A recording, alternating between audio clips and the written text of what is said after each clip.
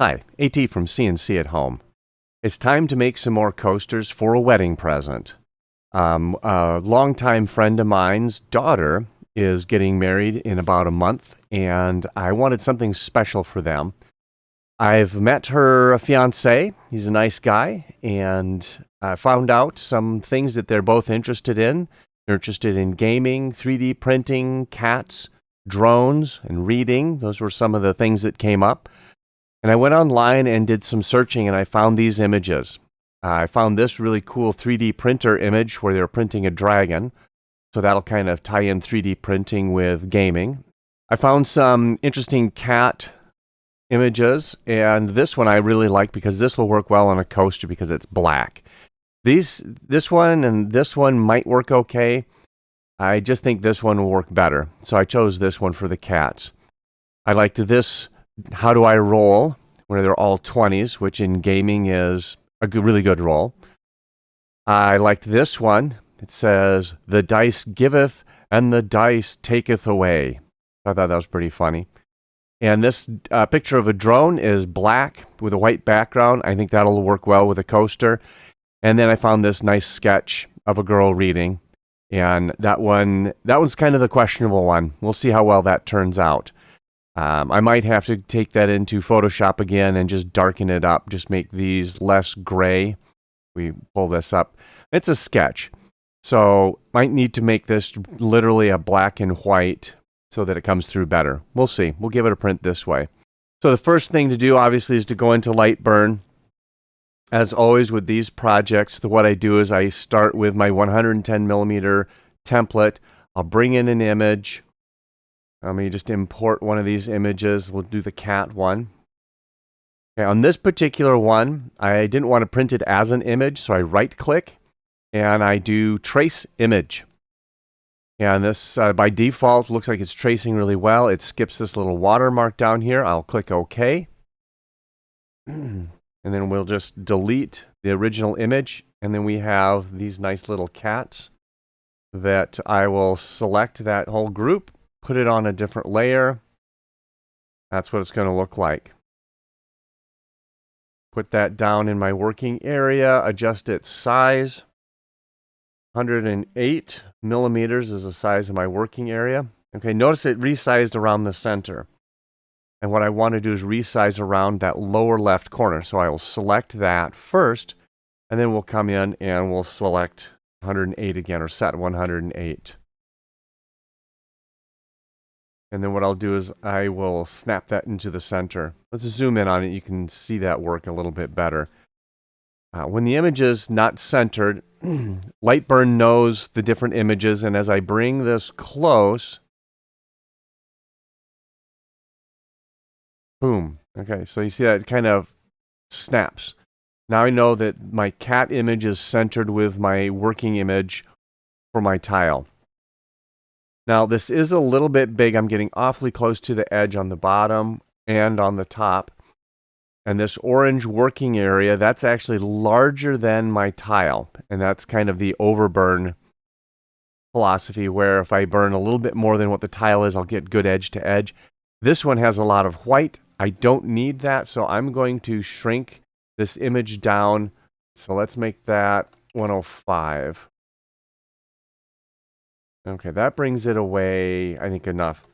Let's take a preview of that. Okay, this is going to take an hour and 23 plus minutes to burn. So, not much I can do to optimize this. It's pretty much covering the whole tile. I do already have my burn parameters set on here, so I went to my library, and we have ceramic tile painted flat white.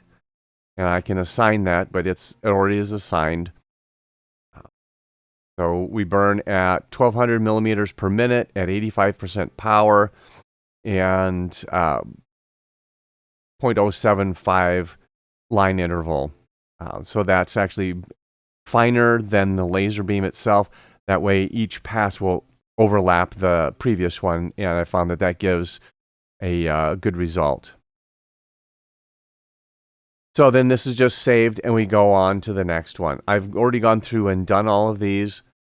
So if we open these up, Here's the one, the how do I roll, or how I roll with all the 20s.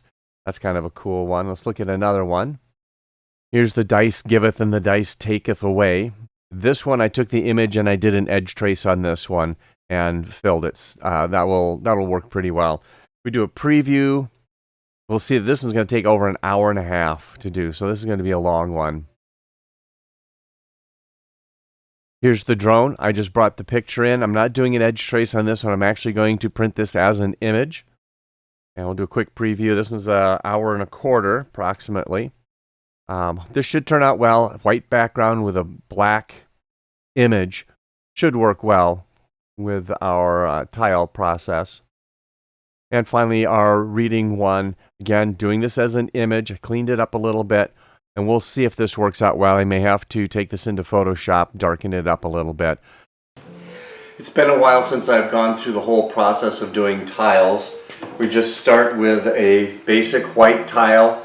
I'm going to use my grinder and quick knock down the edge on the back. There's just some stuff, and you can break it off with your fingers, so it doesn't take a whole lot, but it's rough, and I like to get that knocked down. So we'll do that first.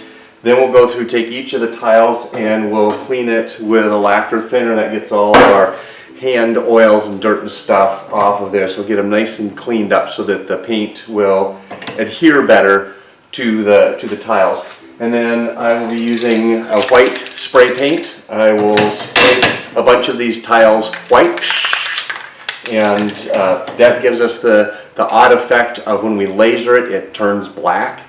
And then we clean the white tile, or clean the white paint off of what's remaining, and then that black is left adhered to the tile. So that's the process we're going to use for these wedding tiles.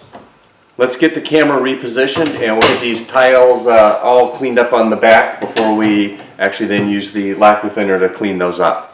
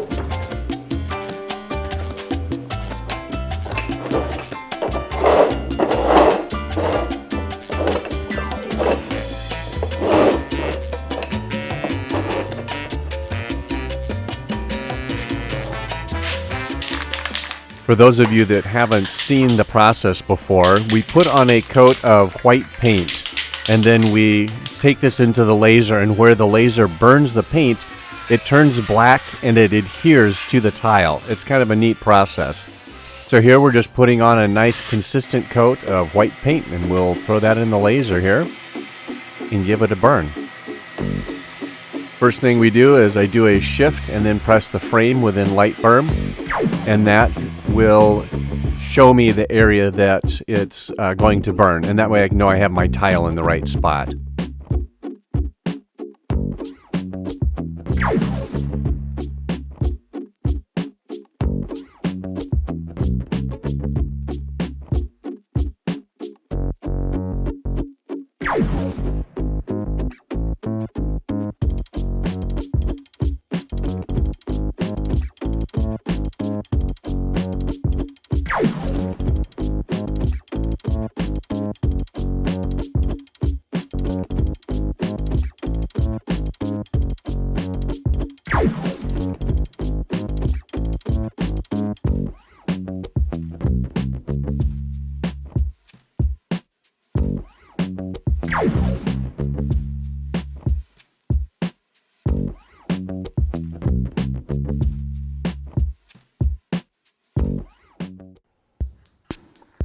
process for removing the leftover paint is applying a lacquer thinner. This will break down the paint and loosen it up. It'll all bubble up and release itself from the tile. Then it can be easily wiped with a towel or a scraper, and that gets a majority of the paint off the tile. Then I'll come back after I get the bulk of the paint off and use a towel with lacquer thinner on it and clean up down in the area that's actually been etched and some on the corners. When you get this in the light just right, you can see where the paint still is. You can scrape it off either with your finger or use more lacquer thinner.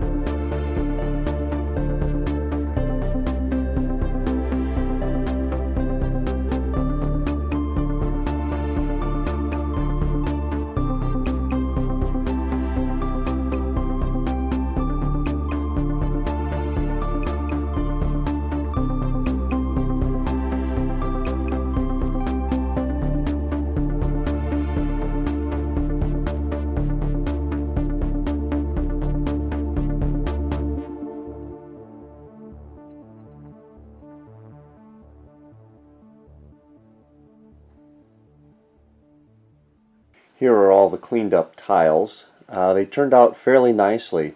The one that I was suspicious of actually turned out way better than I thought it would, and the one that I thought would turn out really well didn't turn out as well as I had hoped. It's still recognizable, I guess. Anyway, all in all, they turned out well. One thing that I did notice was that the coloration, the black, isn't as black as what I've had in prior runs. I'm not sure if this is due to a slight change in the paint. I'm still with the same brand, but the can says it's a primer. I don't know if that has something to do with it. I'm going to do some more experiments with that to see if putting more paint on makes any difference. The next step is to put cork on the back of each one of these.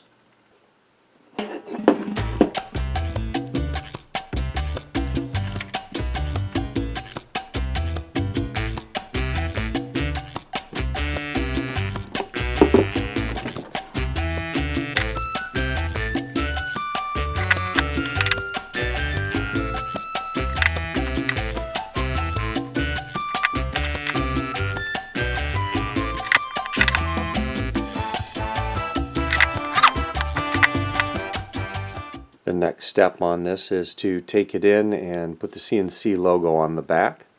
So let's take another trip to the laser. Now that I've upgraded to the new honeycomb waste board, I've lost my mark for setting up the tiles to put this logo on. So within LightBurn, I changed how this does, and I just orient the laser in the lower left hand corner of that lower left tile, and I adjusted my logo then so that it burns in the proper spot. These turned out well and should make a great wedding gift. If you enjoyed this video, please think about clicking that like button, and if you like the content of the channel, try subscribing. It really helps us out. Have fun doing your CNC at home projects.